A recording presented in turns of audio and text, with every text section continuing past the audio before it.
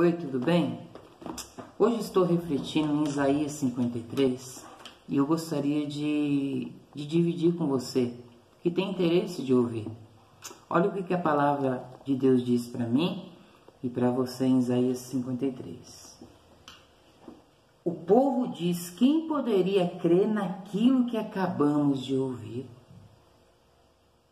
Quem diria que o Senhor estava agindo, pois o Senhor quis que o seu servo aparecesse como uma plantinha que brota e vai crescendo em terra seca. Ele não era bonito nem simpático, estou lendo numa tradução mais atual, tá? Só para a gente entender. Não tinha nenhuma beleza que chamasse a nossa atenção ou que nos agradasse. Ele foi rejeitado e desprezado por todos nós. Ele suportou dores e sofrimentos sem fim. Era como alguém que não queremos ver. Nós nem mesmo olhávamos para ele e o desprezávamos. O que Isaías está falando aqui? As pessoas, elas falam: como que nós íamos imaginar que Deus estava operando através de Jesus? Ninguém poderia imaginar que Deus, através de Jesus, estava operando. Por quê? Porque as pessoas olhavam para Jesus e não via beleza exterior. Ele não tinha nenhum cargo político, ele não tinha nenhuma beleza que chamava essa atenção. Pelo contrário, ele parecia um homem desprezível. As pessoas olhavam para ele, né? Você sabe que o ser humano ele vê muita aparência, né? O ser humano ele se impressiona muito com a aparência, e bem aí que Deus pegou eles. Deus estava trabalhando através do Senhor Jesus Cristo. Deus estava operando o quê? Um caminho para a salvação. Por isso que o Isaías ele fala assim: olha, quem poderia imaginar que Deus estava operando? Porque era uma pessoa que a gente nem precisava olhar para ele para desprezar. E Deus estava agindo através do seu servo, Jesus Cristo, que é o teu filho, né? Que se fez servo. E aí ele continua, olha só que interessante. No entanto, era o nosso sofrimento que ele estava carregando. Era a nossa dor que ele estava suportando. E nós pensávamos que era por causa das suas próprias culpas que Deus o estava castigando. Por que eles pensavam isso? Os judeus, eles tinham um entendimento, né? Muitas correntes judaicas, eles tinham um entendimento de reencarnação. O que eles pensavam? Eles pensavam assim: a pessoa ela vivia nessa vida, se ela não cumprir a sua missão aqui, ela chega no céu, ela não é promovida para o céu. Ela volta e tenta fazer tudo de novo, até acertar. Isso se chama reencarnação. E a Bíblia ela não ensina isso. A palavra de Deus diz lá em Hebreus 9, versículo 27, que aos homens é ordenado a morrerem uma vez só, e depois disso, o juízo. Mas os judeus, eles acreditam que aqui é como se fosse uma partida de futebol. Você tem que jogar, se você vence, é promovido para o céu. Se você não vence, você volta para jogar a partida de novo. Muitas às vezes na época de Jesus, uma vez Jesus falou assim para os seus discípulos: o que dizem que eu sou? E alguém falava assim: uns dizem que o Senhor é Jeremias. Jeremias já tinha morrido. Outros dizem que o Senhor é Isaías, e já tinha morrido, né? Outros dizem que o Senhor é um dos profetas, pessoas que já passaram em outras gerações. Então essa mentalidade de reencarnação já existia. Então quando eles olhavam para Jesus, o que eles pensavam de Jesus? Eles falavam: alguma coisa ele fez para estar sofrendo. Alguma coisa de errado esse homem fez.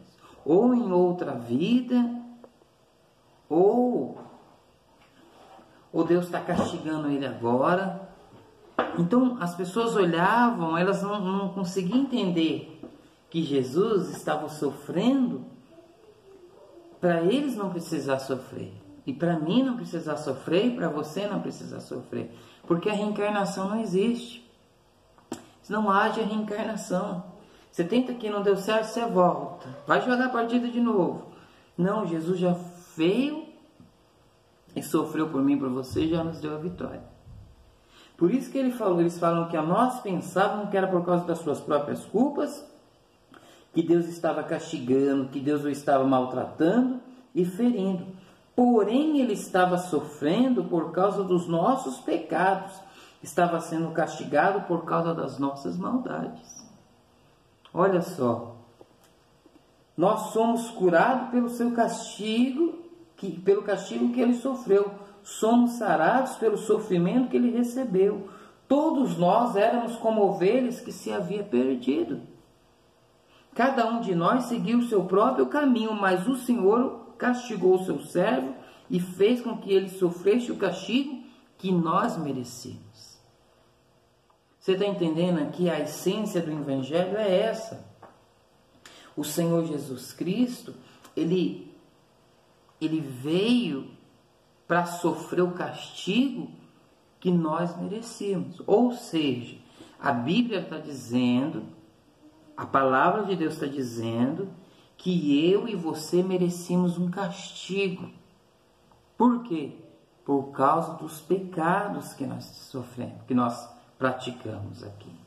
Deus, que é Criador dos céus e da terra, entende na sua grandeza, na tua soberania, que o ser humano precisa ser punido pelos seus pecados. Então, Deus entende isso, a palavra de Deus diz, entende isso. Então, o que o Senhor fez? Como ser humano algum suportaria a ira de Deus? Deus fez cair no seu próprio Filho para receber essa ira de Deus. Só que o povo não conseguiu compreender naquela época por causa da aparência. Nós precisamos aprender a não olhar para a aparência. A gente fica sempre buscando, sabe, impressionado com a aparência. E às vezes, presta atenção que eu te digo aqui, muitas das vezes, da maioria das vezes, Deus não escolhe, como diz a palavra de Deus, Deus escolheu as coisas loucas, desprezíveis, vis, para confundir. Foi o que aconteceu com o Senhor Jesus. Muitas pessoas não compreenderam que Jesus estava ali sofrendo um castigo por ele. Ele foi maltratado, mas aguentou tudo humildemente.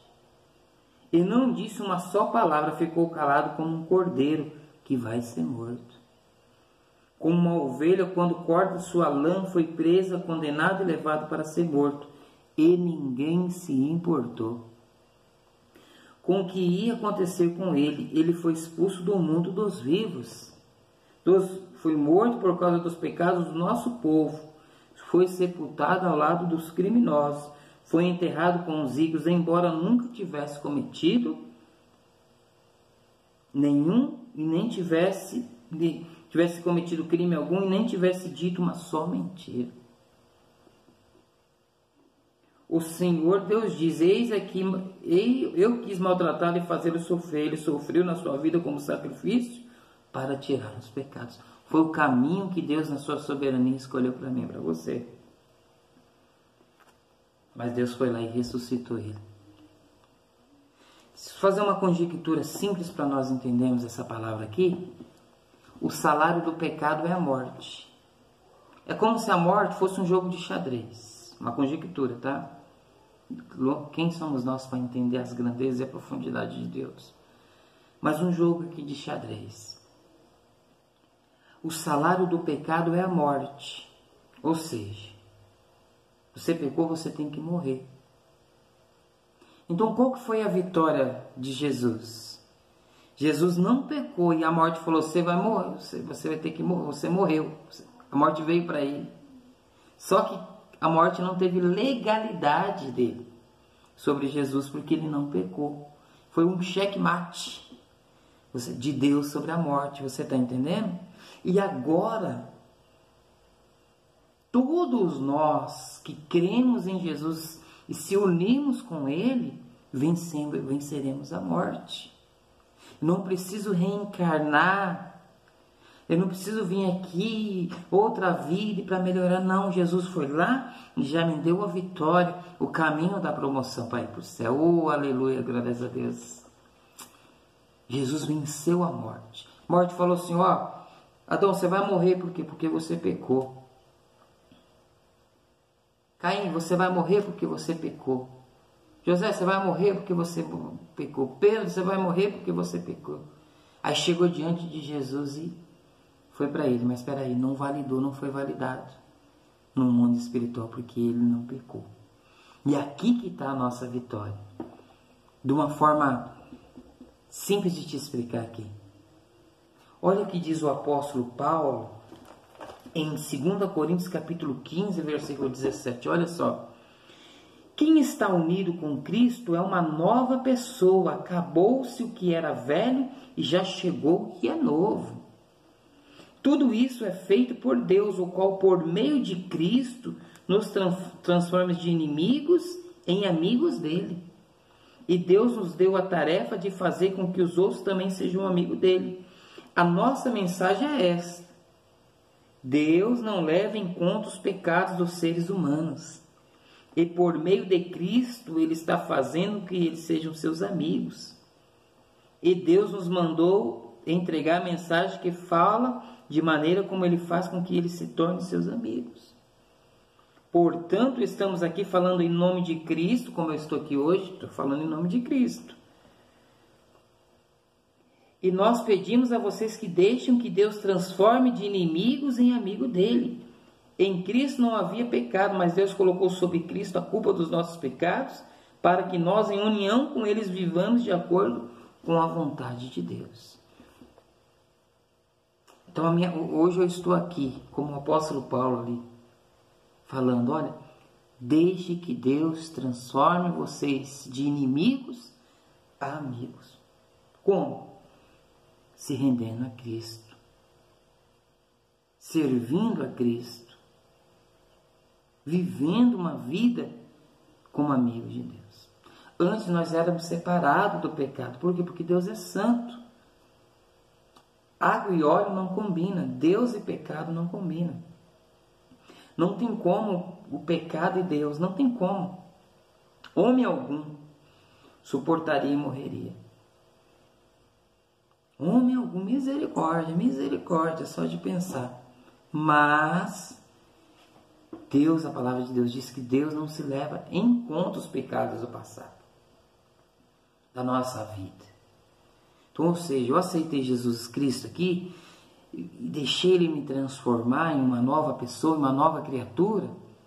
Os meus pecados é perdoado mesmo. Deus não se lembra, Ele não leva em conta. Eu não vou chegar lá em cima e dizer, ó, desce de novo lá, meu filho. Vai que não ficou bom não, vai lá pro mundo. Não. Já recebemos a vitória. Então, é isso que o texto de Isaías 53 diz. Quem imaginava que Deus estava operando? Mas, irmãos, cuidado.